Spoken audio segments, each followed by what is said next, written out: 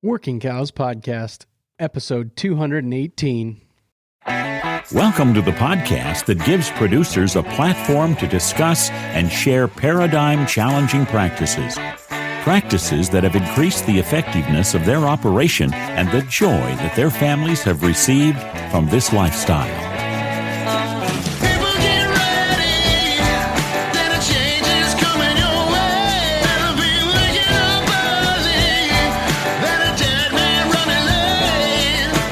Howdy, everybody. This is Clay Connery, host of the Working Cows Podcast, powered by the Global Ag Network. And today's episode is brought to you by DPH Biologicals. To unharness your soil's fertility, to maximize yield, visit dphbio.com. Very excited to be joined today by Bart and Shannon Carmichael. They are the folks behind Wedge Tent Angus Ranch here just north of Faith, South Dakota, kind of in my neighborhood. It's a generous term in western South Dakota. We're probably 70 or 80 miles apart from their house to my house, but it's all in the neighborhood. So, but good friends of mine that I've gotten to know over the last couple of years of being in this neighborhood, and really appreciate what they're doing, really seeking after forage efficient genetics and trying to sell bulls to the cow person who is after those cows that'll perform on grass and do all the things that we expect cows to do here at the Working Cows Podcast. So this episode was recorded live in the basement of the church that they are a part of, and we got to borrow that facility and use it for that. So I'll turn it over to them. But first, I wanted to encourage you to check out last week's Tech Tuesday episode of the Ag News Daily podcast with Mick Messman, President and CEO of DPH Biologicals. Mick talks about the company's new biofertility platform, TerraTrove, refined across millions of acres. TerraTrove works in broad acre applications to improve soil structure while manufacturing plant nutrition. TerraTrove combines microbes, plant extracts, and algae to offer the most complete biofertility solution available. To unharness soil fertility and maximize yield, visit dphbio.com to learn more. And the episode of Ag News Daily, the Tech Tuesday episode with Mick Messman, will be linked in the show notes page for today at workingcows.net/218. And here is my interview with Bart and Shannon Carmichael of Wedge Tent Angus Ranch. Bart and Shannon, thanks for joining me today on the Working Cows Podcast. Well, it's an honor. Thank you, Clay, for asking us. Yeah, I've been in the neighborhood. I was just talking to somebody kind of connected to the neighborhood for a while, but in the neighborhood for just over 2 years now, and gotten to know you guys a little better over that time. Kind of knew of you before that, but gotten to know you a little bit better over that time. So I guess, first of all, Wedge Tent Angus Ranch, you guys have been... How long have you guys been selling bulls or seed stock? We've had 17 production sales, I guess. So we sold them privately for about 3 years before that, and we was kind of finding that people would wait to come to look, and so we just decided to have our own sale and kind of launched this out there to the world, I guess. So. And you do that at Faith Livestock? Yeah, currently we sell them Faith. Yeah, it's something that you started then. It was an enterprise you started, or was it something that was part of the generation before you? No, so back when I was in high school, I went through every ag class I could, and in fact, I think it was my junior year, I was in ag like 4 hours for one day, and everything was talking about value added, and so our idea was to raise heifers as a value added enterprise. And one year said, well, if you're never going to sell any heifers, keep me a bull, and so that's what started our Your dad said that, or a neighbor actually said okay. it. Yeah, said, gotcha. Sell me a bull. So we kept 3 or 4 bull calves that first year. Gotcha. That's where it started from. Yeah. And what was some of the genetic influences or the way you were thinking about it back then, I guess? At the time, it was I guess the original thought was just, we were buying herd bulls and trying to make them better, and kind of got in the weaning weight trap where we'd buy a bull and your calves only weighed this much. So the next year we'd go and buy one that weighed 50 pounds more, and then your calves only weighed this much. And so we'd get another one that weighed 50 more pounds than that. And then right about that time too, I guess I'd heard it from Pharaohs, about raising your own bulls, and then we were trying to raise heifers, so why not us? We've been having the program, so we'll keep a few bull calves, Mm-hmm. Gotcha. And you said you heard it from Pharaoh about keeping your own bulls? Yeah, he had an article out that talked about raising your own bulls, and kind of like your talk with Shannon here. Shannon Sims, yeah. And what was the goal there of that? The original goal was just satisfy that neighbor that wanted a bull calf, and then and I probably had an interest in it. If I really look back and honest, even when I was in school or in grade school playing with boxes, I'd clip out bull pictures on the tri-state, and I was always interested in genetics. So, gotcha. And was the goal? Was Kit Pharaoh's article challenging paradigms and saying keep bulls to be fit your environment? You're right. Yeah. And so we were trying to get closer to home and make something that fit our environment, and actually trying to raise heifers. The more we pushed on our cows to fit their environment, the more we needed our own heifers back, and that's why we weren't selling any, because they were going into the herd to replace cows that were coming out, that were too big, too tall, lanky, too much milk, whatever, There was some attrition there. Yeah, yep. So we were gaining, even if a bull or a female is out of their mother, is bred to the right animal, they should be better than their mother, to fit that environment. Right. So that was the goal there. How are you surviving losing those females? Shannon should say something, but I was partnered with my dad at the time, and we've transitioned into low input, and making them cows graze, and we were trading out a lot of cows, and he said, "Are you trying to bankrupt both of us?" And for about 3 years, he was really against what I was trying to accomplish. And then it was like a light switch went off, and he could see what I was doing and seeing the females coming out of it. And then he'd actually chew people out for not buying bulls from me because, and so it's like, well, you can't do that either, so. What was motivating that push for lower inputs and those things? Just the rise of input costs, and we were, I guess we'll tell a story. At the time we were going into the bank. He'd sell calves, and they were keeping track of everybody on a spreadsheet. And when everybody got done selling their calves that year, they would show you where you were on the average, and you didn't know who was who, but they'd have weights, prices, whatever.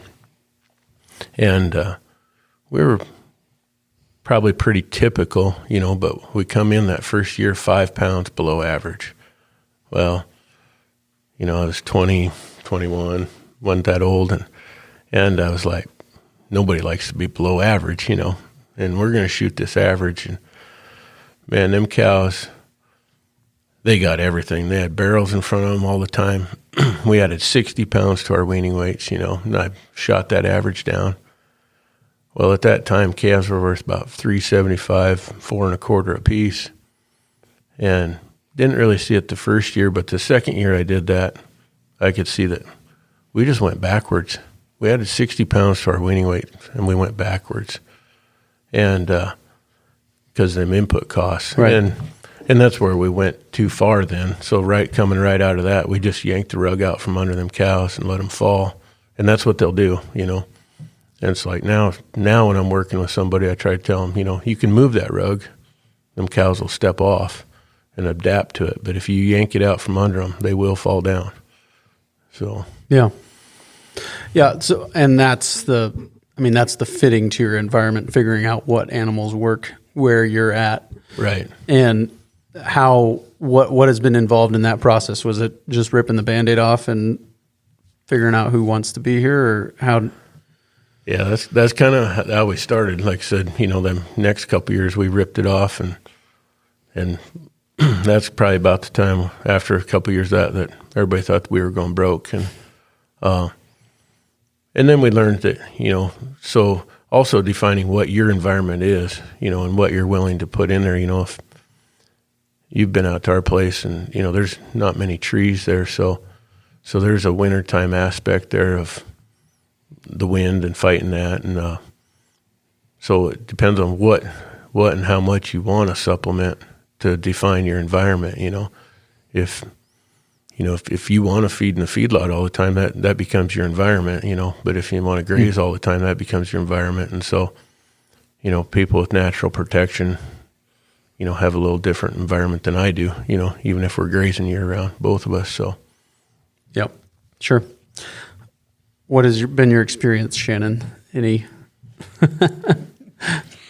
A lot of trial and error, I guess. I'm thinking he's crazy and off his rocker. But I think with starting out, I just kind of rode the mode because we had a lot of young kids and I was kind of in the house and didn't help do a lot of that. So I just went with it. And as we got more involved and I started kind of taking over the book work, I was like, things aren't right here. I'm pushing all this money out, but nothing's coming in. So, and then he just kind of changed the whole operation. But I think, as any couple does or family does, there's going to be a lot of trials and tribulations, and you just got to learn to work with each other. Right. And you were taking over the books kind of at that time when they were pushing a lot of inputs at the cows. And, yeah. And this mom doesn't like to write very many big checks. Right. and one thing, she didn't come in with any paradigms. She grew up in town, and so that's what she could see was the book work. Right. And it really told her, what was going on. So yeah. Yeah. And I guess what would you say to somebody who's thinking about pulling the rug out from under the cows and that? Is there, I guess the ranching for profit principle is you can't starve profit into a business either, or one of their principles. So is there a way to figure out what needs to go, or is it trial and error? Or what do you think? Oh yeah. Well, she said trial and error, and I've made myself the example several times over, but we've been through ranching for profit. I've been through it twice. That's the tool, is that gross margin per unit, and you can find out, and there's benchmarks there of where you're overdoing things, overfeeding. And that has become, in the last 5 years since we went together, really become a compass for us to go through that and know exactly what our expenses are and where you can cut back on them to be at the right time. That's what I just told somebody the other day. There's supplementation that really has a need and a fit, as long as it's at the right time. If it's all the time, it's not, and if it's at the wrong time, it's not. So at the right time, you can get a really big return on that investment. Right. Kind of like prior to breeding or something. Right. Yeah. Yeah. And I think even watching your cattle, we never really paid a lot of attention to our cattle till the last few years. And we can tell when they're going backwards or coming forward, or maybe we need to tweak something, or maybe this cow's just not it anymore and we're putting more input into her. So I think really paying attention to your cattle helps a lot on that end. Yeah, observation all the way around. It's we're big into grass and we're big into genetics. And so and some are like, well, what are you observing? And it's everything, because, God created nature and the system to work together. And if the grass ain't healthy, it's kind of like the old saying, if mom ain't happy, nobody's happy. Well, if the grass ain't happy, the cows ain't happy. If the cows ain't happy, the calves suffer, the pocketbook ain't happy. If the wildlife ain't happy, it all ties together so much. So you need to observe what's going on around you. so after pulling the rug out, there was some attrition, and you started using more of your heifers. Where was the trip to ranching for profit in there? Was it prior, right in the middle, before, after? Right after, I guess. Right after the, I would say, fall down. It's cows kind of fell down. We were building them back, and then I went to ranching for profit. But then I come home, and not a lot changed as far as the business side, because I would come home talking a whole another language, and didn't know how to explain it to Shannon. At that time, she was doing the books, but she would, she'd be like, well, that's your thing. You just take care of it. That's your thing. And then, it was quite a while later. It's like I said, 4 years ago now, that we had some friends going back to EL, or back to ranching for profit. And I said, we're going with you. You're going. So I said, I can get Shannon to go with me. And that's where I thought we really come together as a team to build this team, speak the same language, and go forward together. And then we joined EL, which helps keep me accountable and keeps me from just going off and doing my own thing. It makes me check in with her and tell her what I'm doing and what and why, and we can brainstorm together. And so. And I think the other spouse, like me, I was not very open-minded because I was just like this. I've never been involved in, so to really make sure you go in open-minded also into that to make sure that you're going to come in together at the end. Mm-hmm. Yeah, and you've transitioned away from a job in town, right? I mean, I have. Yep. Is this the first year that you haven't been at the school? This is the first year in quite a few years, because I ran I worked for a local gas station for, I think, 4 years, and a restaurant, a leather shop, and the school. So I've been getting home 12 or 13 years. I haven't been at home anymore when all the kids got bigger. So right, sure. So gotcha. Yeah, new transition back home. Yeah, yeah. And I mean, is that a function of your stage in life, or was that facilitated by a lower input business model? I think a little bit of both. Like, all of our kids are gone, so it was only him on the ranch, and right. I was like, well, you can't do all of that all by yourself, and things were just, I think, in a moment that it was time to go back. Right. Not driving kids back and forth to town or chasing sure. them around. So I think it was just the moment. Yeah. When I pitched the idea of talking with you guys, I said we were going to talk about adapting to your environment. And I think it's all adapting to your environment. I mean, kids are gone, come back home, be part of it, be a part of the business in a day-to-day basis, What was driving the push towards low inputs? I mean, you mentioned a Kit Farrow article, but it was before you went to ranching for profit that you started to pursue that lower input system. Correct. Yeah. It was, I guess, that experience with the bank, and then, comparing weaning weights, and then realized I've lost money. That was really a big trigger for me. And I really like learning. We started our rotation. When I bought that place, it had 4 seasonal pastures, and first thing she got to do when we got married was start building fence. So then when the kids got old enough, they started building fence, and it was just a transition. And I guess the more I learned, we started noticing spot grazing and realized what that was, and then that became my enemy. Was spot grazing. I wanted to even graze, and trying to figure that out, which is, you never figure any of it out for more than a day or maybe even an hour. But it's learning all the time, and finding that animal that, at one time we was caking and giving barrels or whatever, and I remember seeing a cow that just would never come to anything. And she'd stay off on the hill and be grazing, and I'm like, I need 200 of her.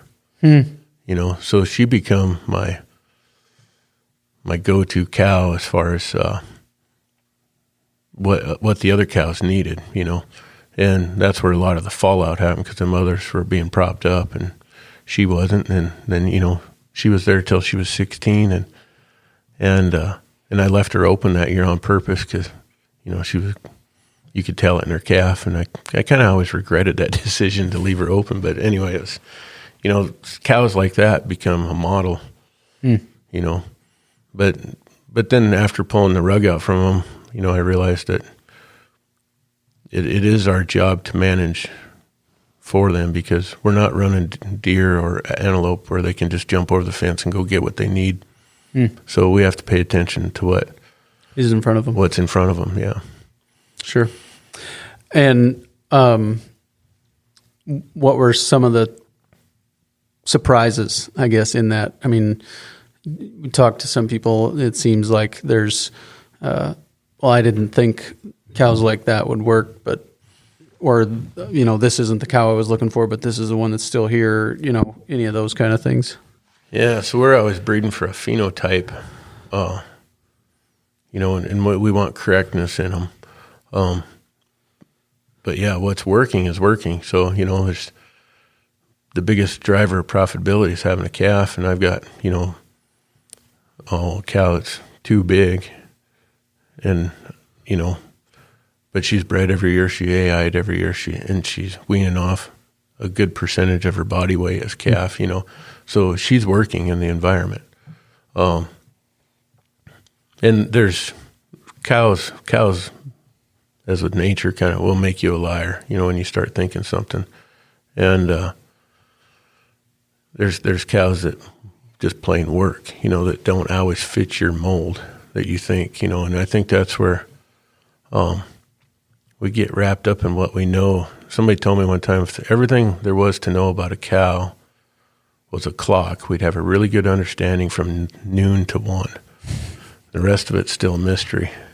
And I like discovering that stuff because, it's part of a plan, but we just don't know it all yet. Yeah. Where was the influence? When did the influence of Steve Campbell start, or where did you come across him? Just 2 years ago. Okay. We've got a great list of people behind us. We started with a grazing workshop with Wayne Berry, who was up in North Dakota, ranching for profit. Went to Gerald Fry workshop. Then here 2 years ago, I had a customer come who was a longtime bull customer, and he come like 4 different times to look at bulls and cows and what makes a good bull, what makes a good cow, what makes a fertile animal. And I said, I've done a very poor job of educating you. And I hadn't known Steve, but knew of him, and Shannon and I called him, and we set up that 2-day workshop with him so that we could get. And so all of our customers, all the guys that get bulls from us, they just got to come to that for free. Mm-hmm. And that way we could help spread that education. And so we got to really working with Steve, and the more we work with him, the closer we work with him, it seems the better things are. It seems like it's just, yeah. No, I really enjoyed it. That I think I said this when I interviewed Steve. I said that a local rancher who's pretty well known in this area and a seed stock guy himself told my dad one time that he thinks that most people, when they look at cows, don't know what they're looking at, and I felt like that was sitting there for 2 days listening to Steve and then going to your place and looking at your bulls and your cows. That was the light bulb for me I don't know if this is what that guy meant, but I for sure look at cows totally differently. And I grew up, every day. There were cows out the front window every day of my life growing up, and so. Well, a lot of us just have been trained to look at condition their whole life, and of course, and we want good conditioned cows, but we're almost blinded by it, Right. So. Well, and the cow with the right phenotype, I think, will keep condition better than correct. Yeah, the wrong shaped cow. Yeah, oh, definitely. Yeah, but and when I say condition, I'm thinking of feedlot, or a fed up animal that they're shiny. Yeah. When they're that way in the pasture, that's right. That's an animal. Yep. In a rough year, you know, they hold condition better too. I think cows fitted to their environment will do better in a drought than cows not fitted to their environment, I think. Yeah, and I had a daughter home this summer, and she was, I just got a tickle at her, and Steve went out, and he got to training her on hair coat, and then we was somewhere, preg checking, and she goes, Dad, this ain't going to be that good. And I go, why? And she goes, their hair coat. And she was right. So, Wow. just, yeah. Huh. And it was just fun to see that in the next generation. The whirls, swirls, and curls. Yeah, yep. The adrenal hair whirl, I think, right up the side. Yep. Yeah, I still got my cow from Steve that I drew on during his class. So, Yeah. Where, when, and where did you go to Gerald Fry's? It was here in Faith.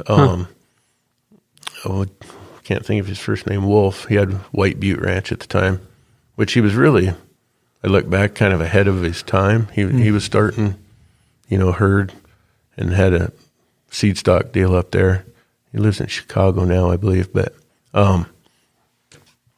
anyway, he'd brought Gerald in for a workshop, and that was going so fast. I'd grab onto one thing and then drag along for a while and then try to pick up something else he was saying. But that just really changed my outlook on the cattle and phenotype and what we're looking at, and, having how they step even, and shape of their head, which is, you can tell a lot in the animal by their head, Yeah.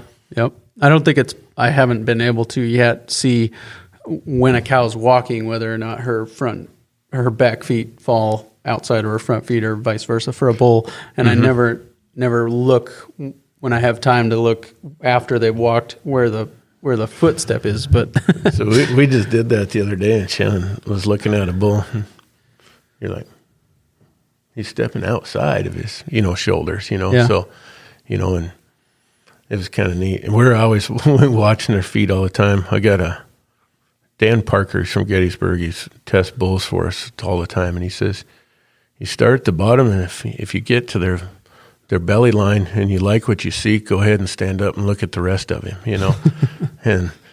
and we're always watching animals walk and making sure that hind leg steps up there by that front leg, right, and has an open pelvis, and that way, because our heifers, they just calve out in the pasture with the cows, we don't get up at night or nothing. So, Has that been a selection criteria at all for bulls? I mean, are any of those phenotypical selections right off the bat, or how early are you making any of those? Oh, definitely. Yeah. They got to be born on their own. I mean, totally out, if they're not, she's canned. So, I mean, it's, but they're both cold. I cut calves a lot of times if they don't fit that deal right at birth, Okay. Or if I don't like the cow. How that come about, one time we'd kind of quit checking them, but we had them sorted off. And my dad was there, and he's one of them guys, he likes to work.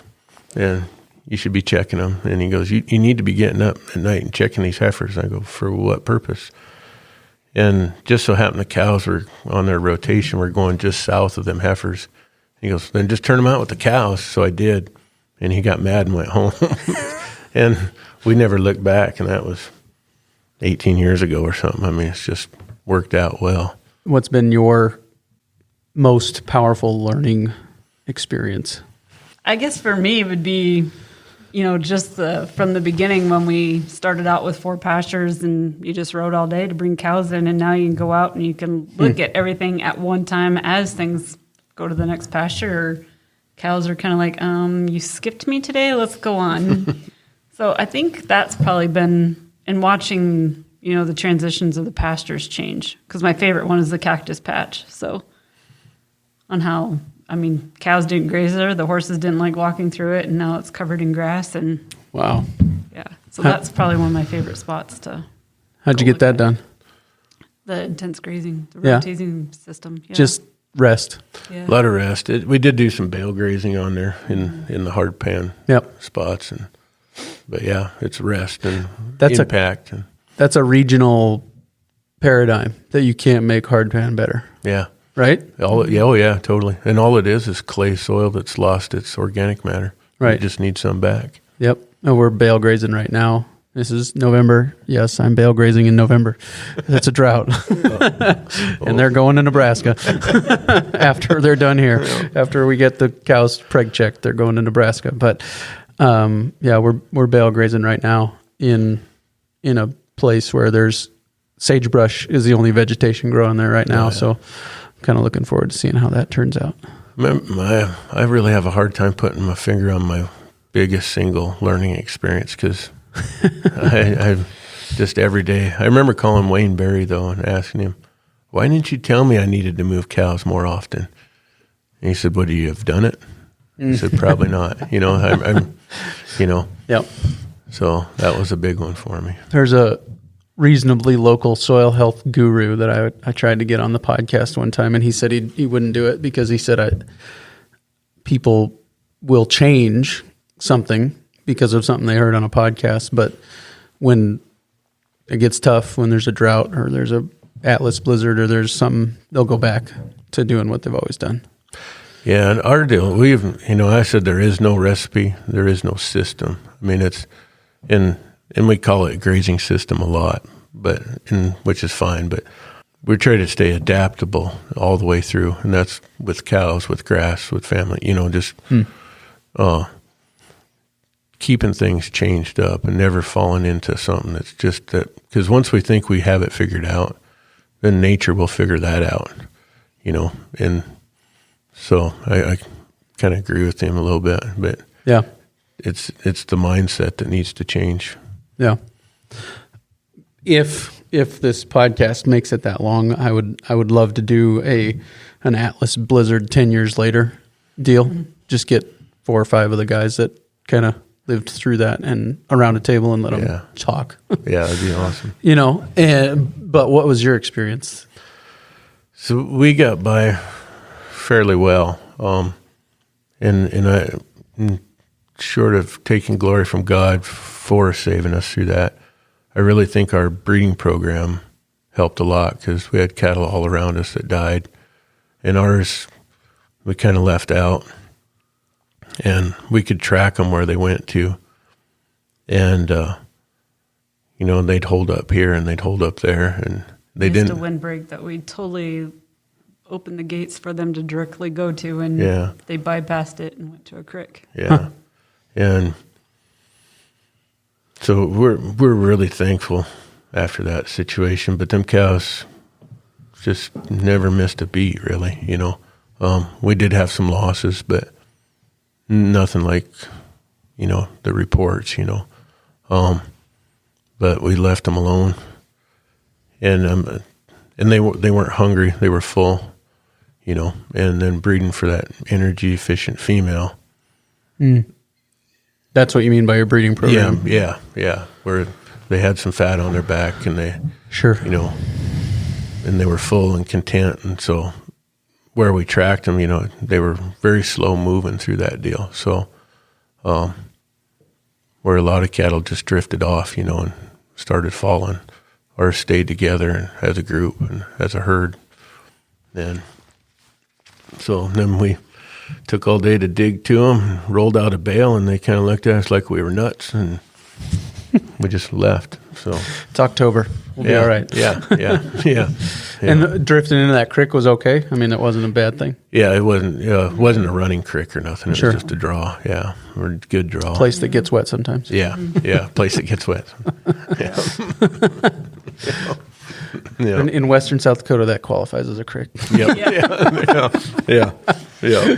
And I think part of it is how we've changed our whole cow herd. I mean, that's just a big, huge thing. From when I first got there, it was just random, whatever we could pick up from the sale barn or what his grandpa would pick up from the sale barn and bring out. So I think that's been one of the big key things is the cattle change. Yeah, and that's one thing, like transition, you're talking about transition.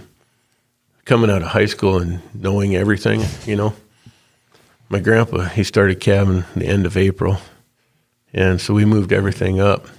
And I was going to show him how it was done, and we'd calve cows 1st of March, heifers in February, and I don't know, 15 years later. Now it's 30 years later. We're calving in May. You know, so I always say that you don't have to do things the way Grandpa did it, but don't forget what he knew. You know, so there is a learning curve there to learn that I didn't know everything. Yeah. And I'm still learning. Even talking to Hugh Ingalls, when I interviewed him, I said, we were talking about cows in the old days, and I said, how did that work? He said it was survival of the fittest. Yeah. Which is kind of what we're talking about here, back to that, you know. I mean, you are welcome to work here as long as you keep bringing a calf. Yep, that's exactly the way it is here. And I learned a lot. Don't like admitting too much, but I grew up milking cows. And so that's why I actually started ranching when I did, at least a place when I was a junior in high school. But one thing I did learn from the dairy was my dad kept a recipe card on every heifer born. And if she had scours, she'd be a high somatic cell count cow. Huh? Wow. If,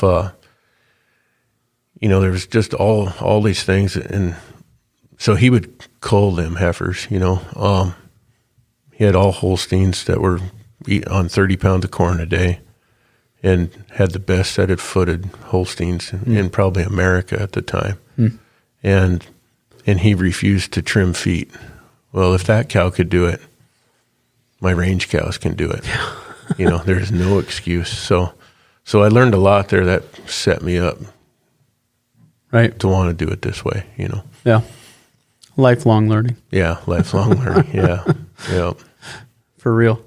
Has the business model been essentially the same for the last few years, or has there been, always tweaking? Always tweaking. Yeah, when I said everything's adaptable, you know, we're always tweaking. I could probably qualify as a perfectionist in some things, you know, because I want it better, you know, and so we're always tweaking. But essentially been the same. We were selling all yearling bulls. Now we've transitioned into selling all 2-year-olds because we're calving later and we feel we can have a better product, you know, to stand behind and something that doesn't need to be pushed to get there. So, yeah. What's been the most exciting change in the cows? I mean, the bulls, the cows, the critters that you guys are running. What have been things that you talked about the disposition or the ease of working with them and things like that, but what else? Is there any phenotypical changes that you've been able to watch happen or? Yeah, we're always working on that, but the biggest, I guess, reward or aha thing is, I remember the first time I got a phone call, says, I don't know what to do with this bull I got from you. And I said, what's wrong with him? He goes, well, he's 7 years old. I'm like, well, so what, is there a problem? He said, no. And I go, well, just use him. He goes, well, he's got to be breeding his own daughters. And I'm like, well, and I'm just kind of that way. I said, let's do the math and figure this out. You know, well, the odds are he's probably not breeding his own daughters. But if he does, you know, it might be a better thing, you know, but as long as we don't have a defect in there, which we test for. So that was my biggest, you know, I loved that because they weren't used to having a bull last that long. Right. Yeah. You know, I don't want to be arrogant enough to assume that people have listened to every episode, but I say it a lot. Like when it works, it's line breeding. When it doesn't, it's inbreeding. yeah, exactly. Yeah. But, you know, and the success of our customers, the guys that are using our, you know, animals that, you know, that are realizing that they don't have to feed as much. And, you know, and we don't expect everybody to do what we do, but we do what we do so that life can be better for them, you know. So they're our drive. I mean, if it wasn't for these guys looking for that stuff or trying to learn more, I mean, what would we be doing then if we weren't trying to take what they needed and bringing it in? So. Yeah, I'm a lifelong learner, or I hope I am. But I also kind of almost lifelong teacher. I want to spread that, you know, learn it and somebody else said it on here too. I didn't invent it. I'm copying, you know, I'm learning as I go. And you know. Yeah. I think popularizer maybe of ideas, you know, like you just find ideas other people have communicated and recommunicate them. There's nothing new under the sun. Right. Yeah. And so, talk about that. I mean, have you kind of started doing some consulting in neighborhood traveling? Yeah. Mostly in the neighborhood, around available. Just we're in EL now, and that drives us together. And I've just decided to start a consulting side of our business that I'm available can go. Yeah. And that gives it room for Shannon and I to work together on things too. So good. But yeah. And I like that because it's fun to get with people, and the truth is I learn too, So, and if we can work with somebody and help them with their grazing or, feed budget or whatever that lays out before us, and even family stuff, and we work on that ourselves too. But like Shannon and I team up to. Do like an ICA process with a family or something. Mm-hmm. Yeah, you did it at our church we did a mini ICA process. Session that was fun. Yeah, at the church with the worship team and stuff. And that was one of my take homes after going through this Ranching for Profit school, was just seeing the power of that process and getting to do it in a larger group. I think there's probably a limit to how big of a group that would work with, but it's better if you've got more than just a couple, I think, if you can get more people. Yeah. And nothing's off the table that way, too. It gives people freedom to say what they think and feel without being judged by the others, Yeah. So. Yeah. I think this will be episode 218, so workingcows.net/218 would be the show notes page for today, and I'll throw a link there to your website. Would they be able to get in touch with you about consulting through there as well? I mean, that's the bull sale place. But. Yeah, Yep. Shannon's working on that. The website. Yep. Wedge Tent. WedgeTentRanch.com. WedgeTentRanch.com. Facebook on too. Okay. Yep. And so did the kids always enjoy ranching, or did you have one that did or didn't? I've got a special place in my heart for those kids that don't enjoy it. So Yeah. So we have 4 kids and one's married, and our deal was they always had to leave home and go do their own thing because we were young enough that we're going to be here for a while, so you might as well go venture off and do something. And right. It's kind of funny where they've all own a business or are in hierarchy of a business. And so that's been a huge thing. And we were just talking the other day of we're working on sitting down and doing an ICA process with our kids on who wants to come back and move things around. And I was like, you know what? They each could bring something back into the ranch we have one daughter that works for the Rapid City Journal, and she's advertising and financing, and one is an architect, but construction. So, he loves to build and design.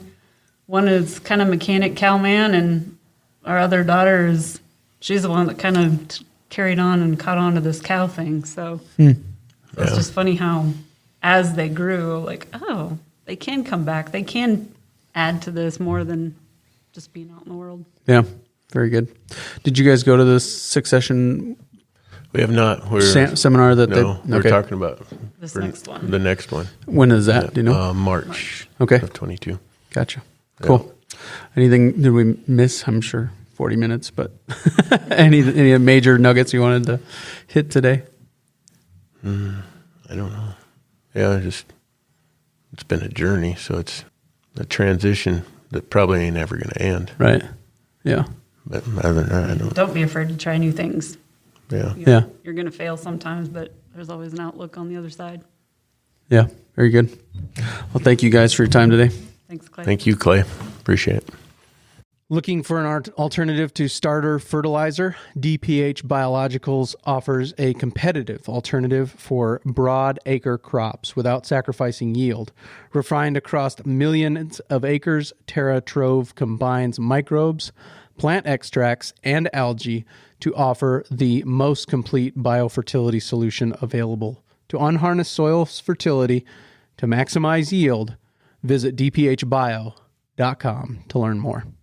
Very good stuff there with Bart and Shannon. Really appreciate their perspective about how they are thinking about where they've been and where they're going in this operation, and how they're continuing to look at opportunities to adapt, and encourage you to get in touch with Bart if you're looking for somebody that can come help you think through the challenges that you're facing on your operation. So again, link to their website is in the show notes page for today, workingcows.net/218. Coming up next week, we're going to go way outside the box. This is the Working Cows podcast, a platform for producers to discuss and share paradigm challenging practices. And next week, we're going to be way outside the box with Steve Strassheim of Twisted River Farms in north central Iowa. And don't sleep on this episode. It is an episode all about mindset and what it takes to succeed in the current agricultural climate. Now, Steve, full disclosure, is a vegetable farmer, but he's got a lot to say about what it takes to survive in this climate. So I would highly encourage you to tune in next week for another episode of the Working Cows podcast. We invite you to visit workingcows.net to subscribe to the show via iTunes or Stitcher. You'll also find detailed show notes pages, resources from our guests, and the industry leaders who have influenced them. For more ideas on putting your cows to work for you in a more profitable way, tune in next week.